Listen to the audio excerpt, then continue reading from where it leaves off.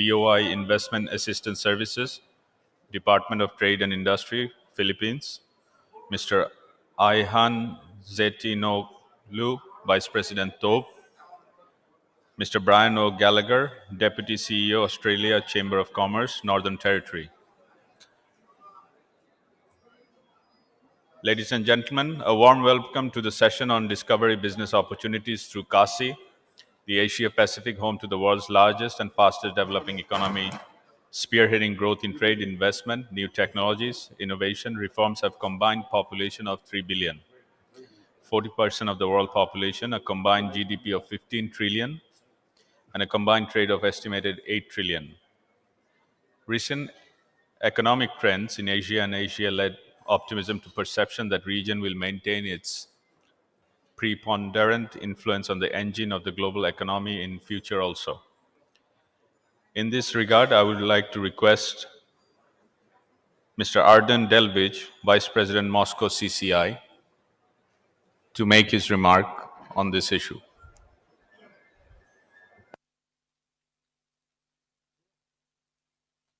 You can speak here. You can speak here. Thank you. Can you launch the presentation, please? Thank you very much, CACCI, for invitation. Thank you, dear participants, for your attention.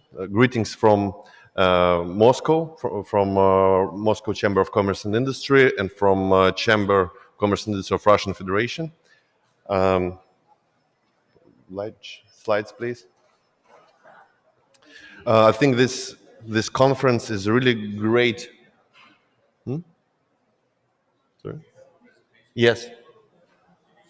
Yeah. Or presentation ta kindly দেখাচ্ছেন না কেন? You want to show it now? Arden? Yeah. You want to show it now? Yeah, I'll continue. Okay. Presentation ready রেখেন বললে kindly দেখেন. Oh, presentation এর স্লাইডটা কোথায়?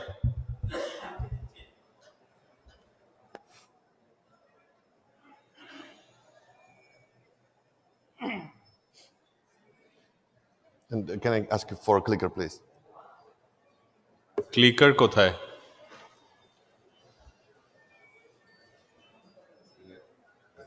স্লাইডের ক্লিকারটা কোথায়?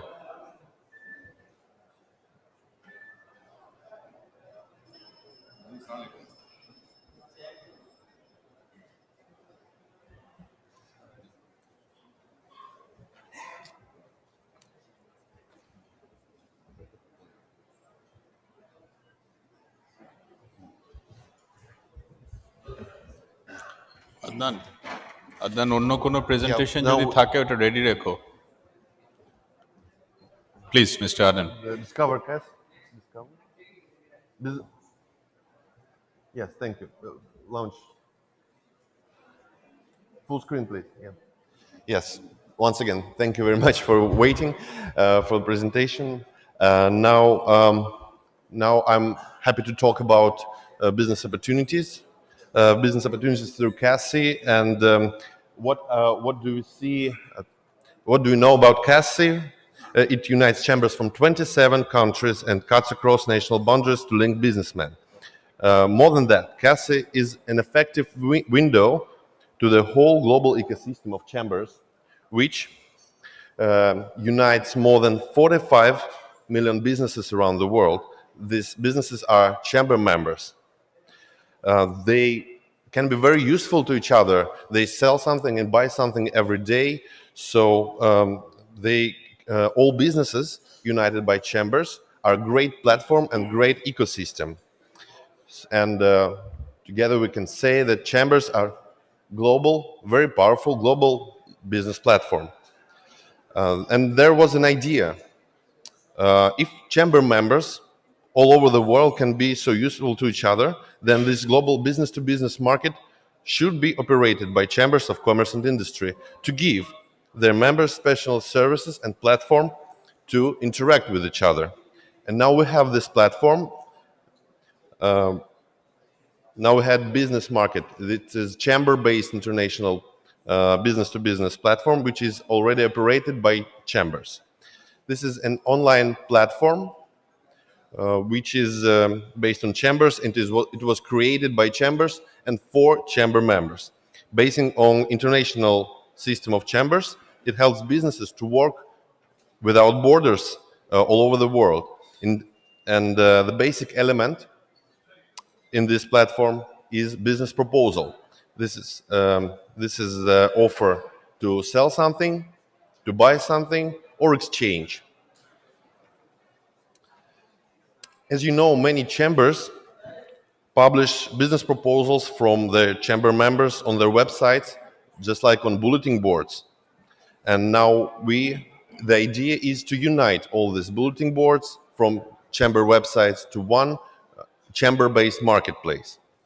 And at the same time, each chamber can use this marketplace and present as its own service, its own platform on its territory in its region.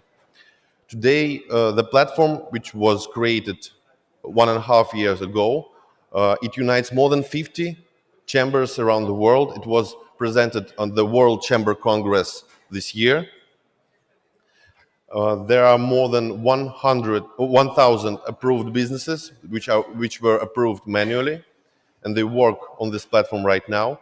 They published more than 5,000 current business proposals, which were already checked by their chambers, and there were more than 6,000 business connections on this platform. So we can say that it is effective way to interact between chamber members from different countries.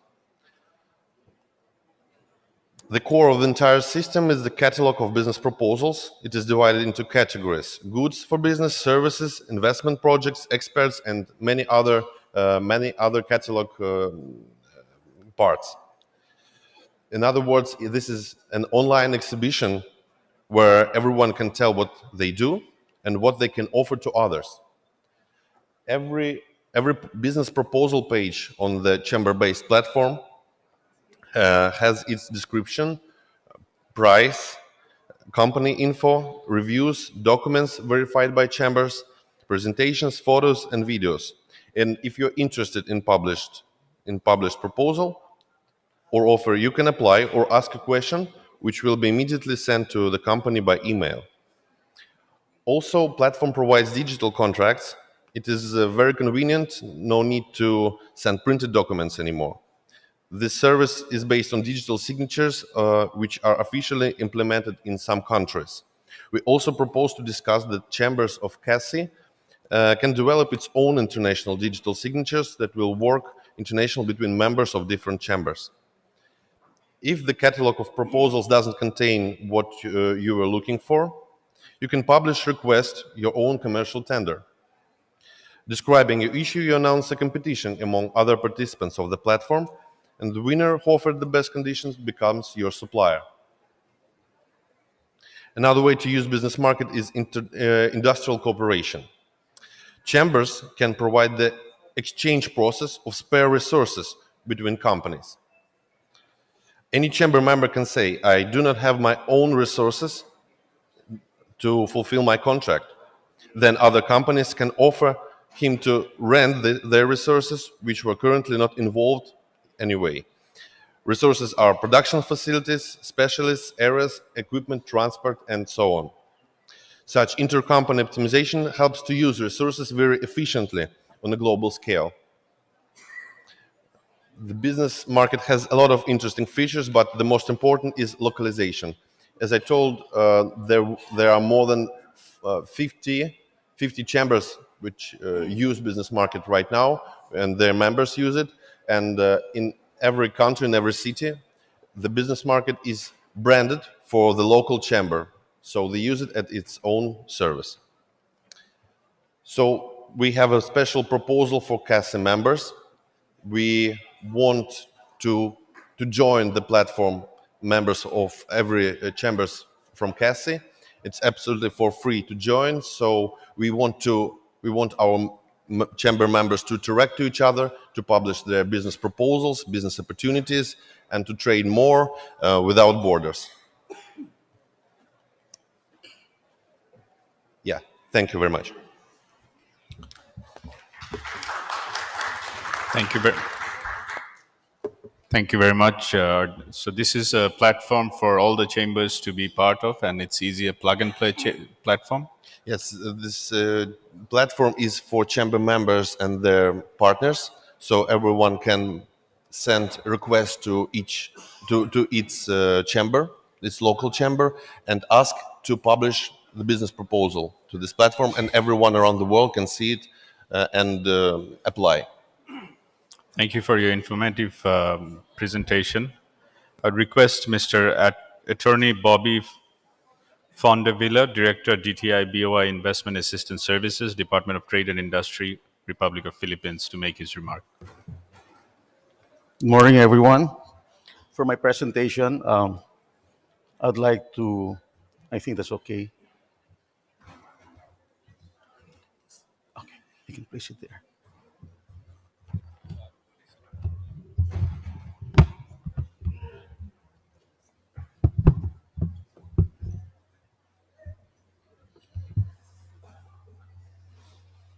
Yes, I would like to make a short audiovisual presentation, a 5-minute audiovisual presentation. First, before I proceed to my PowerPoint slides. Yeah, they have the PowerPoint presentation.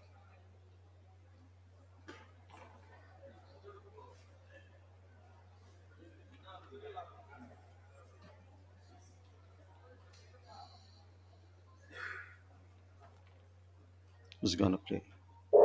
In the fast expanding geography of global business, get on the right track that leads to your investment goals. Invest in the Philippines, where core advantages navigate you to your investment success.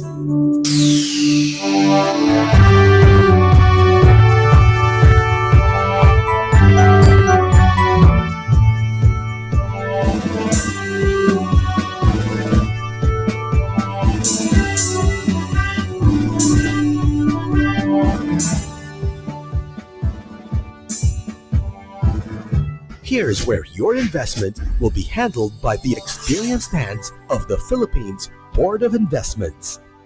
The BOI is the prime developer of Philippine industries and investments, functioning as an attached agency of the Department of Trade and Industry.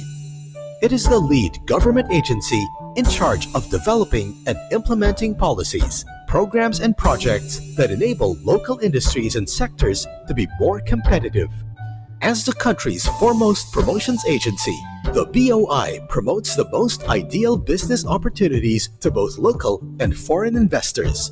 The BOI gets your investment going by way of a synergistic investment team that ensures seamless registration. That's all business, all about servicing investors.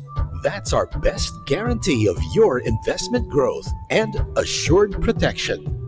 Only the Philippines BOI offer the Investment Priorities Plan, a focused, strategic program aimed at directing you to industries and sectors that are prioritized as being the business opportunities where investors can fill the industry needs. Automotive assembly is one opportunity that's about to hit full speed ahead, thanks to the BOI's comprehensive automotive resurgence strategy. Shipbuilding and repair is among the country's wave of emerging industries. The local aerospace industry is off to a flying start and in need of technology partners. If more MROs open here, especially the big ones, that will bring in vendors, and the vendors will be our suppliers, and they will be next door. This becomes an aerospace hub already. The Board of Investment continues to support many strategic sectors in the economy. Aside from supporting our airline, the Board of Investment has supported our growth in airline-related entities, particularly in maintenance, repair, and operations. Investment opportunities are just bountiful in the Philippine agricultural sectors. The boundless wealth of fertile lands and seas offer year-round crops and fishery production, resulting in robust agri-processing industries, as well as competitive supply chain exports. Mindanao has a lot of lands that are utilized and underutilized. And therefore, it is a very big opportunity for many investors to go into even other crops, not just oil palm.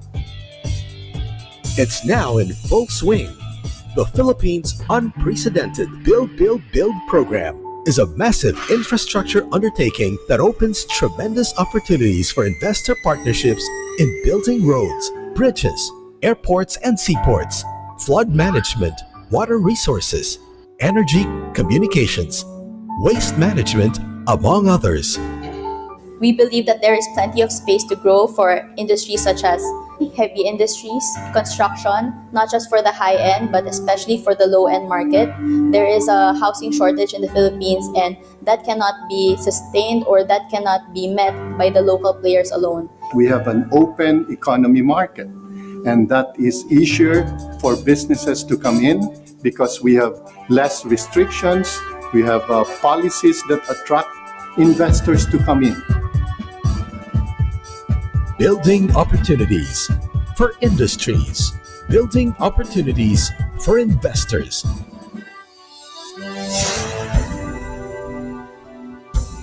Your advantage, our Philippines.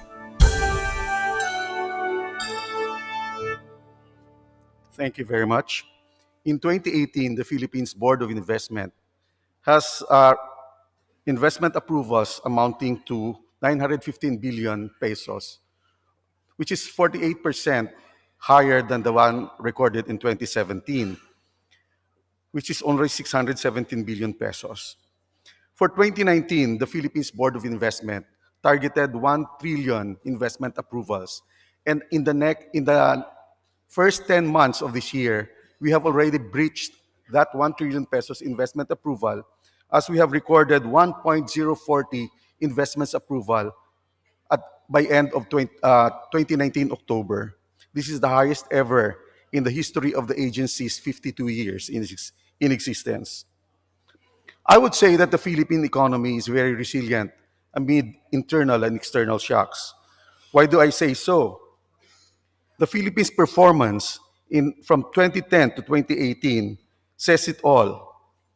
We have an average growth of 6.3%, with industry growing at an average rate of 6.9, services at 6.3, and agriculture at 1.7.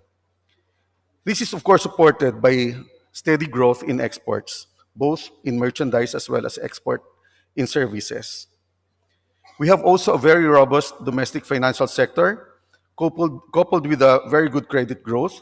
For 2018, loans of universal and commercial banks amounted to $171 billion, and its non-performing loans is only 1.4%. We always say that the Philippines is in a demographic sweet spot. Why do we say so? We have a population of 104 million Filipinos. The median age of the Filipino population is 24.1. This is basically the average age of somebody who's just graduated from college. We have a very high rate of graduates every year.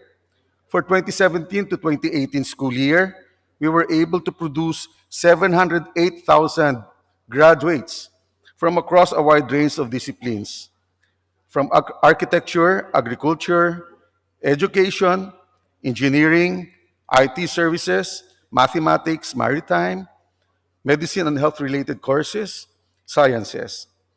Our daily wage rate is only 537 pesos, or roughly equivalent to 10 to 11 US dollars a day. We have, next slide. We have access to key markets from our neighbors, both in the Southeast Asian region as well as in the East Asian, namely Japan, China, Hong Kong, Taiwan, and South Korea. The country's location is a very critical entry point to over 600 million people in the ASEAN market and a natural gateway to the East Asian economies. The country is likewise placed at the crossroads of international shipping and air lanes. Within Asia alone, well, at least Southeast Asia and the East Asia, the Philippines is reachable within 3 to 4 hours by plane. In terms of market size, as I said, Philippines has a 104 million population, while ASEAN has 629 million. And ASEAN plus 6 is 3.5 billion population, one half of the world's population. And in terms of economy, this represents 22.4 trillion US dollars, one third of the world's economy. The Philippines likewise has access to the EU as well as the US. For the EU, we have duty-free access for at least 6,274 tariff lines under the EU GSP Plus program. And we are the only ASEAN economy that is granted these privileges by the EU. For the US, 70% of Philippine exports enter the US duty-free under GSP and MFN. The present administration likewise is pushing for the Build, Build, Build program, amounting to at least 8.4 trillion pesos, or approximately 168 billion in total, for the entire 6-year period of its administration. This includes projects in seaports, land transport terminals, airports, railroads, as well as bridges, as well as the creation of new cities. We offer competitive investment incentives. We have, maybe this is very common in other countries as well. We likewise offer income tax holiday, which means exemption for payment of corporate income taxes for a period between 4 to 6 years, and additional bonus years of a maximum of 3 years, depending on the meeting of certain conditions. We have also a special tax rate of 5% on gross income in case you have already used up your ITH. For the importation of capital equipment, spare parts, and supplies, if you are registered with the BOI, you enjoy zero duty. But if you are registered with our export economic zones, you can import this tax and duty free. Same is true for raw materials and supplies used for export. And of course, you also have incentives for value-added tax as well as employment of foreign nationals. Next slide. Just to cite the Philippines GSP status plus with the EU. This was approved in December 2014. It provides duty-free entry to the EU for some of the most important Philippine exports, including fruits and foodstuffs, coconut oil, footwear, fish, and textile. Because of this, the Philippines now has a leverage for business with agricultural manufacturing facilities who wish to enter the EU market. The Philippines' total exports to the EU is expected to grow by 12%, creating additional work for additional jobs of 267,000. This creates, therefore, a market opportunity for industrial investments in sectors with zero tariffs under GSP Plus of the EU. This includes established Filipino exports that are labor-intensive, such as the ones mentioned a while ago. Next slide, please. For other areas of investments, we offer multiple indefinite visa for foreign nationals who will invest in the Philippines for as low as 75,000 US dollars, and this will remain indefinite for as long as his investment subsists in the Philippines. We have likewise liberalized our retail trade, and we have allowed entry of foreign banks in the Philippines. Next. Since the Philippines does not allow ownership of private lands for foreigners, we have enacted a law that would grant a long-term lease of private lands for a period of 50 years, renewable for another 25 years. Next.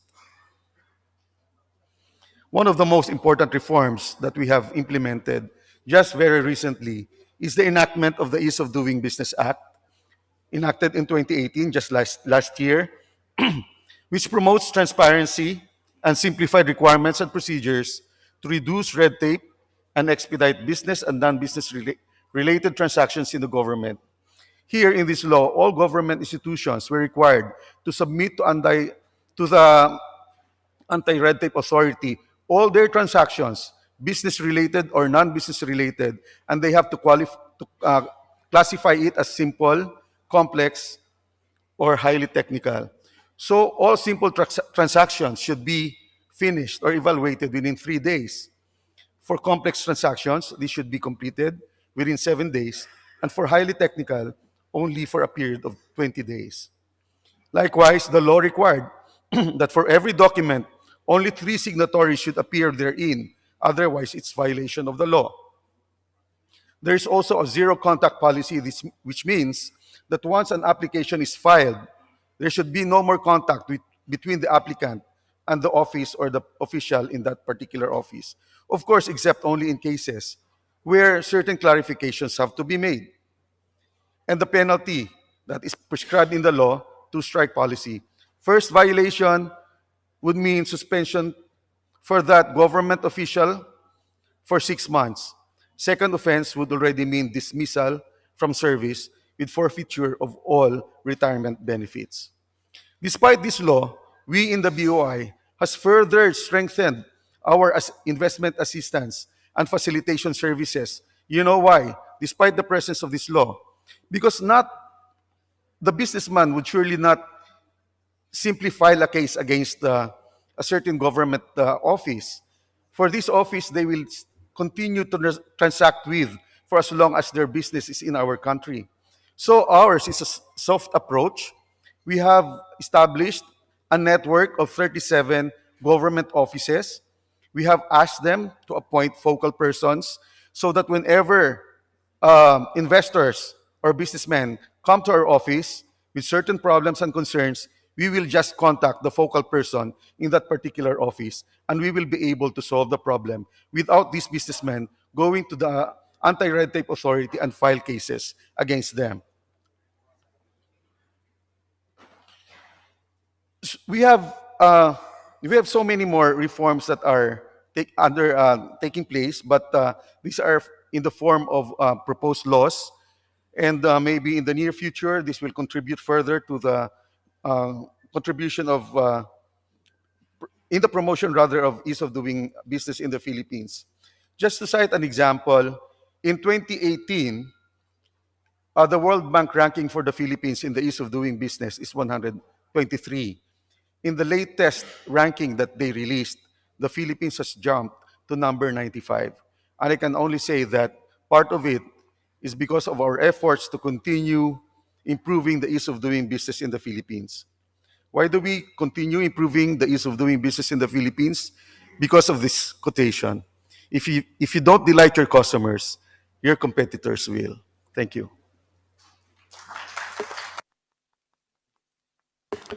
Thank you, Attorney Bobby Fondevilla, for your very informative presentation. At this moment, I would request Mr. Brian O'Gallagher, Deputy CEO, Australia Chamber of Commerce, Northern Territory, to make his remark, please. Welcome. Sorry, can everyone hear me at the back? Great, fantastic. If we can just get the presentation up, that'd be fantastic. Ladies and gentlemen, look, on behalf of the Northern Territory Chamber of Commerce, it's a great pleasure to be here. It's fantastic to, this is my first time to Bangladesh, and I certainly congratulate Sheikh Hakim and FBCCI, and also our very good friend Samir Modi from CACCI for hosting this event. And can I also acknowledge the wonderful speech we had from our special guest, Mr. Raman, just prior to morning tea. I thought that was an excellent speech, sir, and you certainly talked about collaboration, you talked about sharing knowledge, and I'm hopeful that in my presentation I'm able to take up some of those elements.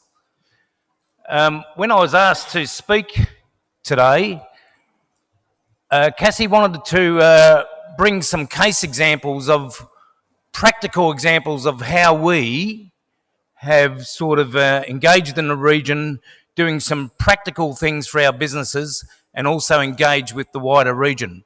So you'll see up on the slide there, one thing I want to talk about is our Southeast Asian Vocational Education and Training Project, which has been very successful. And it's a great way of building relationships and building industry across the region, particularly our tourism industry.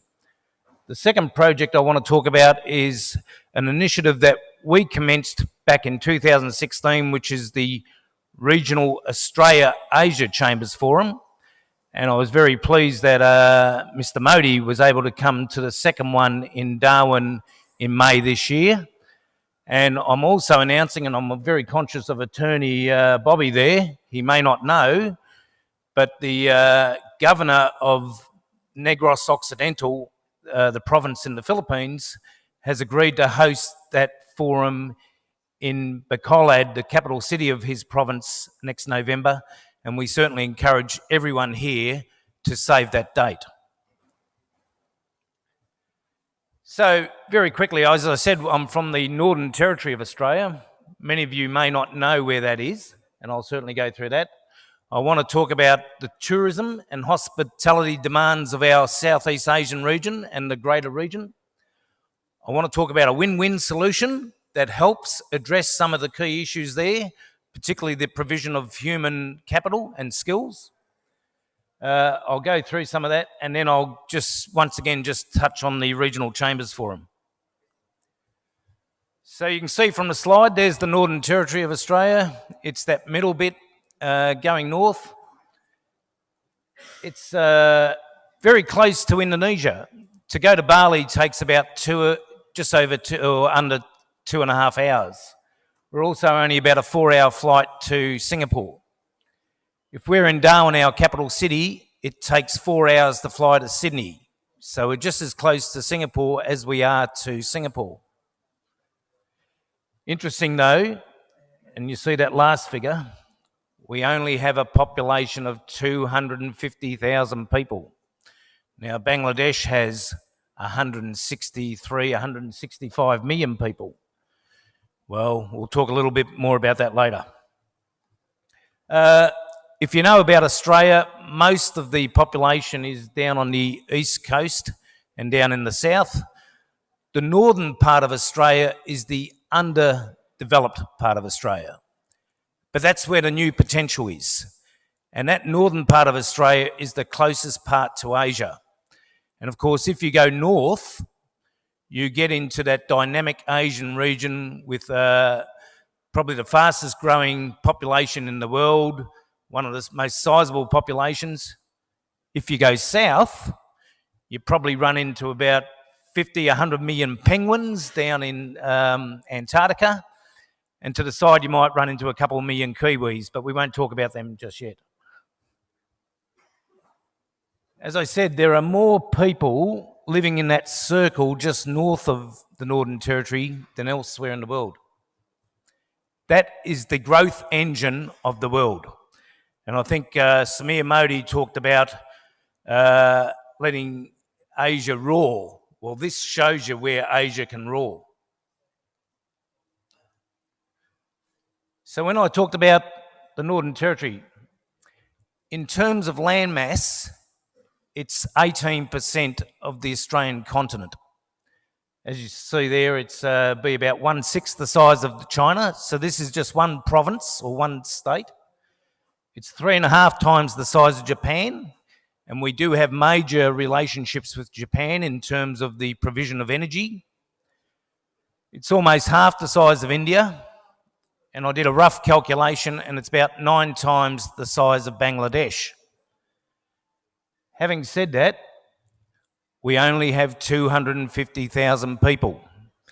So if you look at density, and I sort of did the number of square kilometres times the divided by the population, whatever, I think Bangladesh would have about approximately 2,900 people per square kilometre. It's very dense. In the Northern Territory, you would have one person per 5.6 kilometres. So huge differentials in terms of demographics and so on.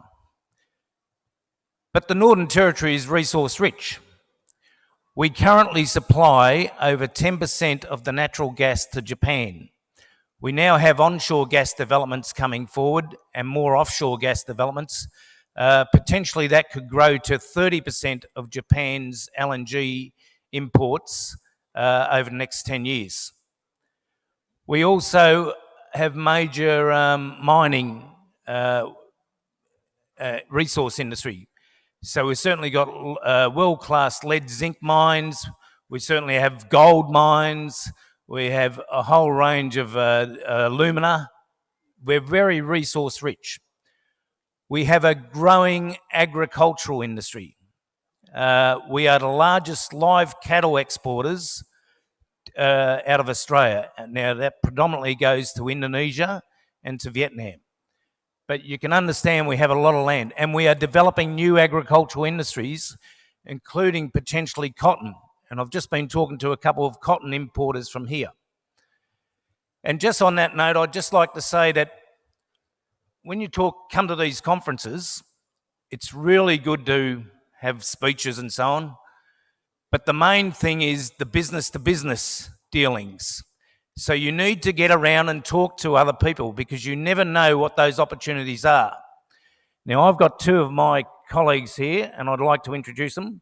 One is Mr. Sean Marnie. He'll be speaking tomorrow. Sean is the chair of our International Business Council, but he also operates his own hospitality college. And I know he's already had some Bangladeshi students come to that college, and he's obviously looking for more. And I'll explain that later why. But Sean, if you could stand up. Sean is also a qualified migration agent. And the Northern Territory has a very innovative migration plan that is targeting strategic investors to come and invest in the Territory. It is the best plan in Australia, but it only applies to the Northern Territory. The thresholds for investment are much lower than Sydney or Melbourne. And it also, if you meet all the Australian government requirements and the necessary conditions, it actually gives you a fast-track way to get permanent residency in Australia. So if anyone wants to talk about those opportunities, please see Sean later today or tomorrow. The other person I'd like to introduce is Mr. Ravi. Mr. Ravi is actually based in Switzerland, but the company, Oceanic Multi-Trading, is a long-term member of the Northern Territory Chamber of Commerce. They actually grow cattle and export cattle, but it is a multi-trading company, and I know they are looking not only to export more products to Bangladesh, but they are looking to invest in Bangladesh. And I believe you're already looking to invest in palm oil processing. Is that correct, Ravi? So it's got to be two-way. And investment, and I think that's where these conferences are a great way to bring people together. So, the industry that I've found across the whole region that every nation seems to want to develop, including Australia, is the tourism industry. And one of the reasons we want to develop the tourism industry is probably because it's generates a lot of local employment, and it's great industry. And when you look around the region, everyone is investing in brand new hotels, they're doing resorts and all that. The challenge they all have is where do they get the qualified staff to man this? Because by default, a lot of it, the tourists they are trying to attract are Western tourists. You need to give a great experience. And that experience is by service and staff and people. You can go anywhere and find a resort with nice rooms and food, pools and all that. But the competitive edge is how do you get trained staff? And that's part of what we're trying to solve here. In the Northern Territory, we also have a lot of tourists. While we only have 250,000 people, we get 2 million tourists per year. So it's a major industry for us. It's a major employer. Our challenge is we don't have enough people to service it. So is there a way of leveraging off other nations like Bangladesh or Indonesia or Vietnam who have a lot of people who could train, but they could also help us service our local industry as part of their training. Just take that on a bit. Next slide. Oh, there we go. Now, if you look at Indonesia, as I said, the Northern Territory is only just over 2 hours away from Bali. The Indonesian president has a strategic plan to develop another 10 Balis. And that's a good plan. That's great economic development for his country. But Indonesia is going to face that same challenge of, do we have the skilled staff? Vietnam, we've been to Vietnam a number of times. You drive down the coast, you fly into Nha Trang, you drive into the CBD area. There are about 15 brand new resorts being built, but they don't have the qualified staff, and they need about 30 or 40,000 people. So how do we bring that together? Well, we need hospitality workers. We actually have qualified, internationally qualified training schools, including one operated by Mr. Marnie. When they come to do a 1 year or 2 year training course in, let's say, Darwin, Northern Territory, whether they come from Vietnam, whether they come from Indonesia, whether they come from the Philippines, whether they come from Bangladesh, as long as they meet all the criteria, those students, and yes, they have to pay. This isn't a subsidy, this is a private sector business. But those students, as part of their training, can work because they get practical industry development with our businesses. Being available to work helps us overcome, for our employers, some of those labour shortfalls that they can't get because we don't have enough people. If they work in Darwin, our capital city, just as part of their training, even just doing coffee or waitressing or whatever, they will get paid the most of anywhere on the planet. They'll get more than they will in London.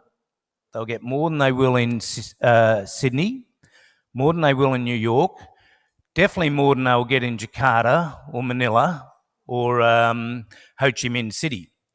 So at the entry level, as part of their visa, depending on what course they take, they can work up to 45 hours per week. That's part of their training. And they will be paid somewhere between 23 to 30 Australian dollars per hour, which is probably around the 18 US to, I'm only guessing here, about 25 US, somewhere around that range. That's a good hourly rate. And if you look at the maths, if they're successful and do that, the money they earn can pay back their tuition fees, can pay back all their health and living costs in Australia, and they probably still have money to send back to mum and dad as well. And that's a good thing. So what do they get in return? They come to Australia, they get accredited training, Australian qualifications that they can take back to their own country. They actually get 12 or 2 years practical experience of working in a Western environment, which makes them very attractive for their hotels and so on back in their own countries to employ, as well as they're also working, helping us fill our shortfall in workers, because our local hotels love having the students working for them. And then they go back and they've got Western accreditations, and they are highly valuable back for their own tourism industry.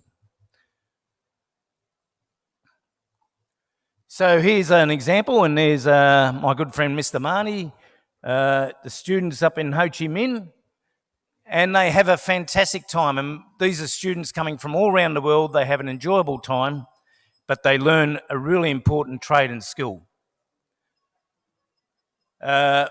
We also, as a chamber, we will connect the students up with local employers so that they can easily find a job when they come to study.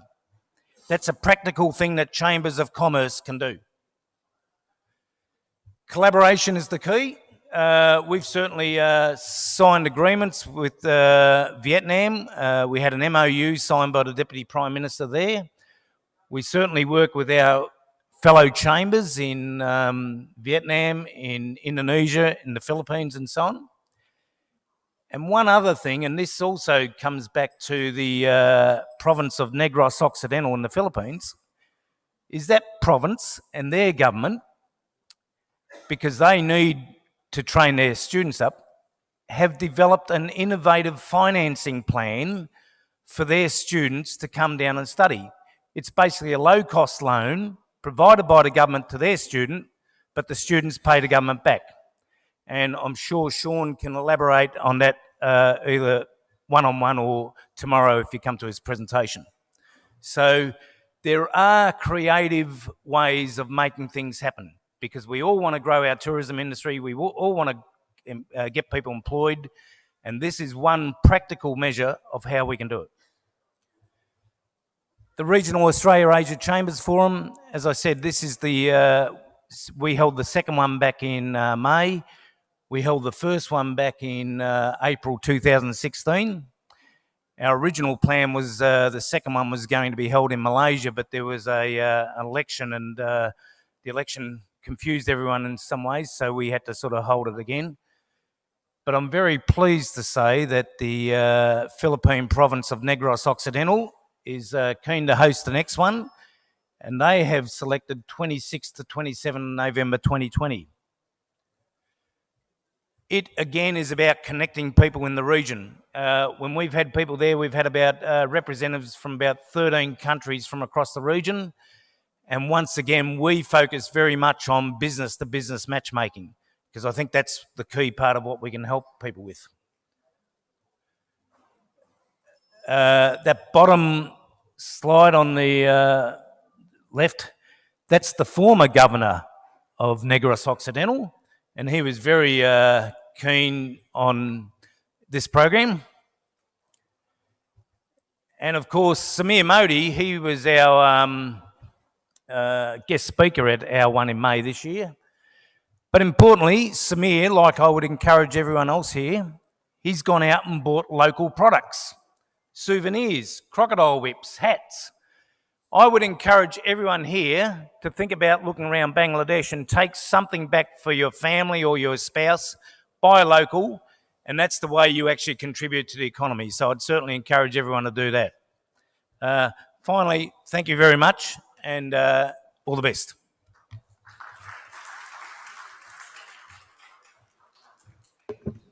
Thank you, Mr. Brian O'Gallagher. We believe that we have lots of opportunities to collaborate on hospitality modules that Mr. Sean has to offer, and later on we'll talk to you about how cooperation can be explored and executed with our members and also with FBCCI. At this point, I would request Mr. Ayhan Zetinoglu, Vice President, TOB. I recall my visit with Mr. Rifat Beg, who's such a wonderful person, last time when I was in Antalya, a beautiful city by the Turkish Riviera. And it is a pleasure to have you amongst us from TOB. Thank you, Chairman. Distinguished guests, ladies and gentlemen, I am Vice President of Union of Chambers of Commodity Exchanges of Turkey. I'm also the President of Kocaeli Chamber of Industry with the industrial trade volume of $70 billion. First of all, I would like to greet you on behalf of Union of Chambers of Commodity Exchanges of Turkey. Thank you very much for giving me the opportunity to be among the distinguished speakers in this session. Today, I would like to give you a brief information about the economy and business environment of Turkey. Turkey is in the junction point of the three continents, Europe, Asia, and Africa. Within the duration of 4 hours flight, it is possible to reach to 1.5 billion people with the economic size of $24 trillion and $8 trillion of foreign trade. We change from a country depending on agricultural products to a country exporting industrial products. Turkey has reached the rate of urbanization in 50 years, while it needed 100 years for Germany to get urbanized. Thanks to custom union, the EU has become our largest export market with 51%. You can see some of the basic criteria of Turkey's position in the world economy. I would like to give some information on the business environment of Turkey. 94% of our exports are industrial products. 60% of these exports is to Europe and USA, which are the most competitive markets. 41% of the goods we export are consumer goods, so we are exporting finished goods. We are an attractive investment center for the global capital also. Turkey has received 150 billion global investment over the last 10 years. 80% of the FDI is from Europe and the United States. Only last year, FDI inflow was $12 billion.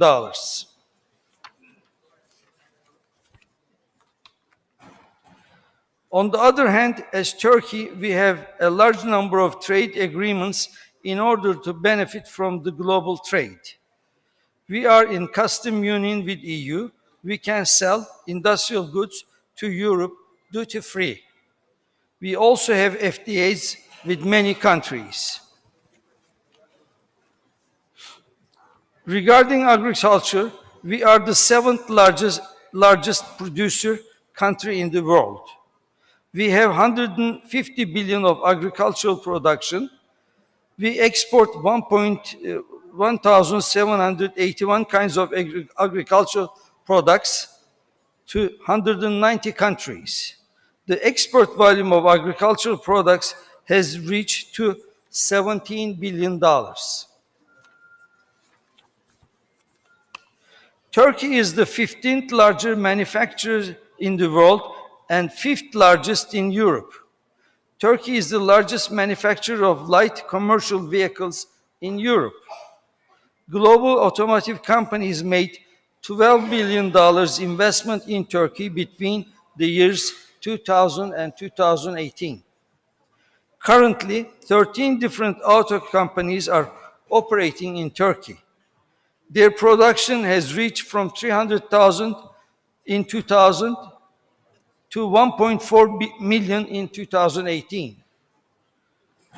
We are the largest auto supplier in Europe. 75% of our production in Turkey is being exported to Germany, France, Italy, England, and Spain. Turkey has an important place in terms of chemical industry.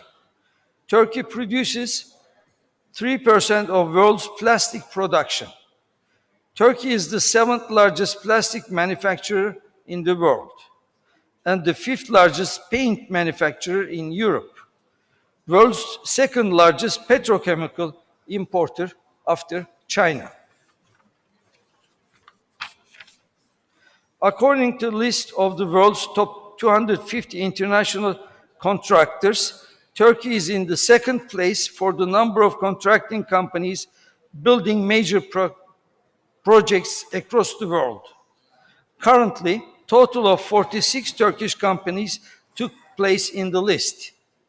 In the first 9 months of 2019, Turkish contracting companies undertook a total of 151 projects worth 7.5 billion abroad. Turkey's annual export of construction materials reached to $20 billion. Defense is one of the rising industry of Turkey.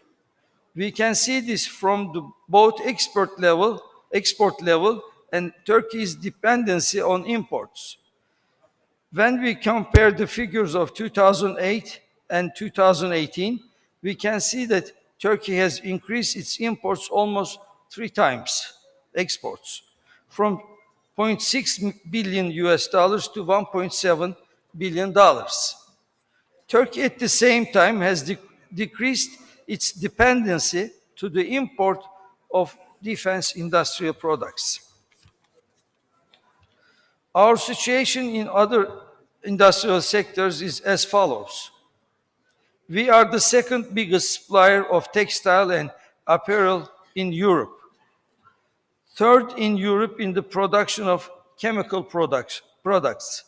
We are second in Europe in steel production. In the construction sector, 46 in the world's largest 250 companies. We are second in the sector after China. Our machinery industry is highly developed.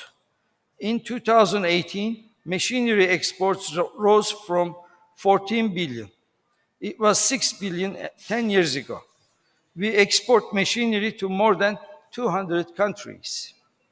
60% of exports go to Europe and the United States, which indicates the quality of the production. We are among the 10 most preferred countries in the world in tourism. Last year, 40 million foreign tourists visited Turkey, and 50 million is targeted next year. Turkey has become number 6 in terms of world's most visited destinations. Istanbul is among the 10 most visited cities in the world. 10 million foreign tourists visited Istanbul last year. Istanbul is among the 10 most preferred global congress centers in the world also. I would like to thank once again for this opportunity and thank you for your attention, Chair. Thank you, Mr. Ahan. I believe Bangladesh and other countries within the CACCI can learn from the transition of agricultural economy to the manufacturing from Turkey, as well as the hospitality industry that is very thriving. And those of us who have traveled through the Eurasian region, everybody knows how beautiful the city of Istanbul is. At this moment, I would kindly request our chief guest and chief panelist, Mr. Salman F. Rahman, to share his remark on the opportunities of enterprise within the CACCI region. Mr. Salman F. Rahman. Thank you. Actually, I think today, what I had said in my opening remarks, that the CACCI has a fantastic opportunity and it is a very, very unique platform for bringing people together. So what was fascinating actually was the country presentations which we saw today. And it was really the one we saw from Philippines, the one we saw from Northern Territories, from Turkey, and Russian experience on putting everybody together. What was really fascinating was the contrast that here in one platform you have the Northern Territories, which is only 250,000 people, and we have Bangladesh, which is 160 million people. So the contrast is huge. But then if you compare the land, it's again, so these, it's really, I think the big opportunity. And I think I was very interested by from the Moscow chamber, the business model which they have said that is already there, it's operational. And I think that is something, because in today's digital world, online conferences like this, of course, help for, there's nothing replaces people-to-people contact. But I think online, having the B2B opportunity of doing the businesses, and that platform is already there. So I think, so a lot of it is happening. So what I thought is that actually, this is, again, I would like to really congratulate both CACCI and FBCCI for organizing this and for getting all of us together. And the opportunities, I think, are immense. And the hospitality industry, this is something which I think is huge for everybody, all the countries. And tourism is such that every country has something to offer for tourism. So, it's something which is a common grain across all societies, and if that can be developed.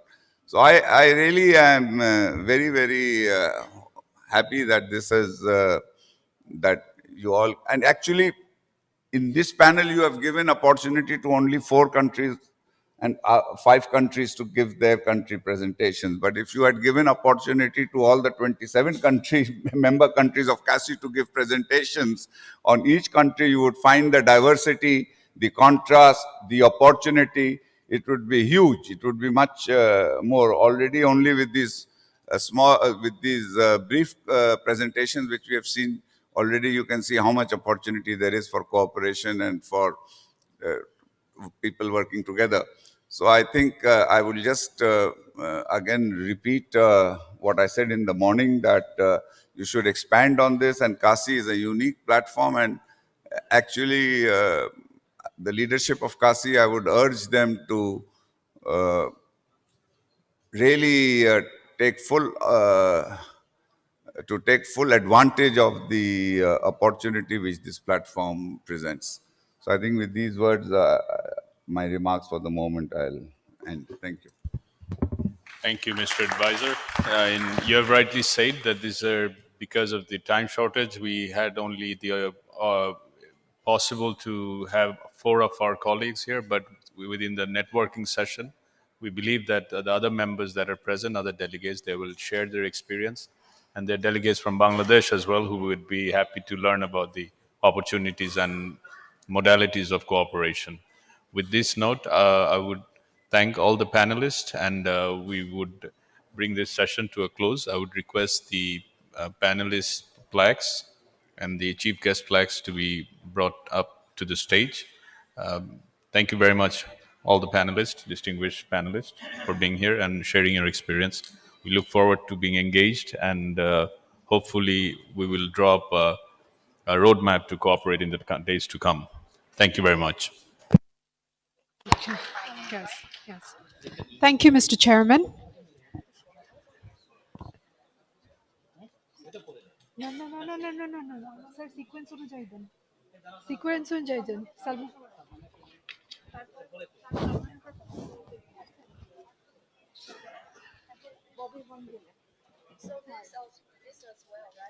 Yes, yes, yes.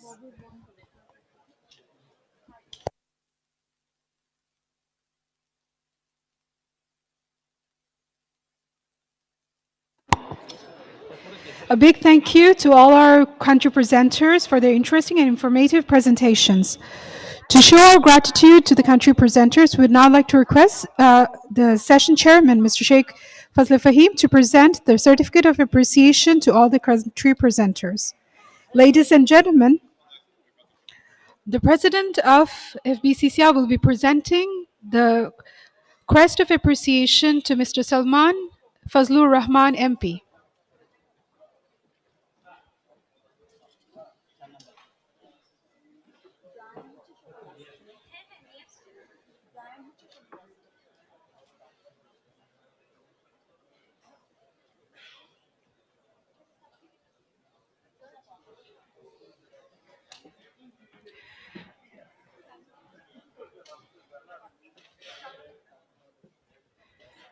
Next, the session chair will present the crest of appreciation to Mr. Artem Delovich.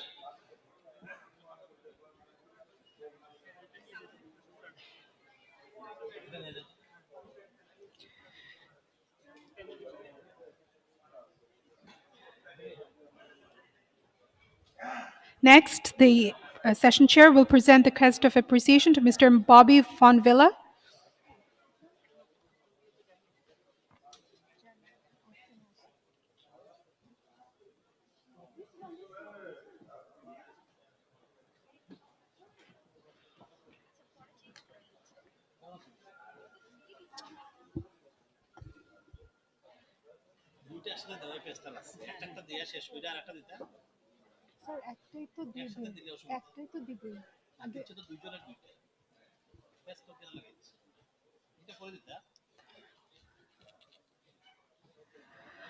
Crest is presented to Mr. Ayhan Zeytuglu.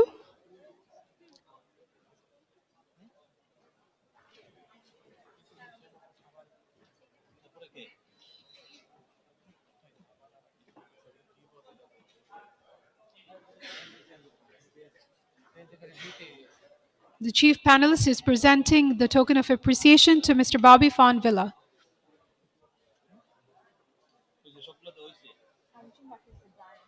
Brian Gallagher. Jan.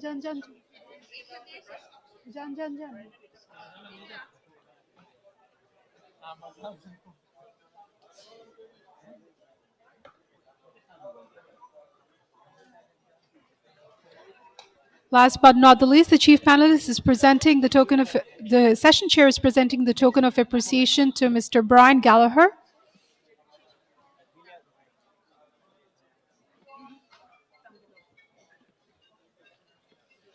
And the certification of appreciation from CACCI is being presented to the speaker.